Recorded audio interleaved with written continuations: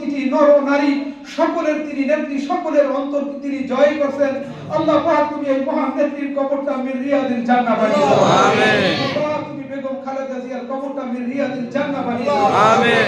আল্লাহ তিনি একমাত্র নিজের দলের জন্য না, পুরো বাংলাদেশের জনগণের সাথে তিনি কারো সাথে মৃত্যুর আগ পর্যন্ত আপোষ করেন না। আল্লাহ তিনি রব্বুল আলামিন নিজের আরামের বিছানা ত্যাগ করে জেল জুলুম স্বীকার করছেন। আল্লাহ তবুও বাংলাদেশের রব্বুল আলামিন স্বাধীনতার বিন্দুমাত্র ঘাটতি হবে সেটা তিনি বরদাস্ত না করে নিজের জেল জুলুম বরদাস্ত করছেন, নিজের প্রাণপ্রিয়তা জীবনটা তিনি বিসর্জন দিয়েছেন এই বাংলার জমিনের গণতন্ত্র, এই বাংলাদেশের মানুষের জন্য।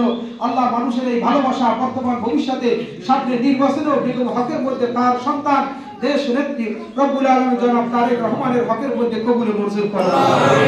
আমিন। পরিবারে আল্লাহ একজন সূর্য সন্তান রব্বুল আলামিন জনাব তারেক রহমানকে সুস্বাস্থ্য সুস্থতা নেক হায়াত দান করুন। আমিন। মায়ের প্রতি যেই ভালোবাসা, ওনার শ্রদ্ধাভাজন পিতা মরহুম জিয়াউর রহমানের প্রতি যেই ভালোবাসা, সেই ভালোবাসার হাজার লক্ষ কোটি গুণ বৃদ্ধি করে সমস্ত ভালোবাসা তারেক রহমানের উপরে এই দেশের সমস্ত জনগণের ভালোবাসা তুমি তার প্রতি আরো হাজার গুণ বৃদ্ধি করে দাও।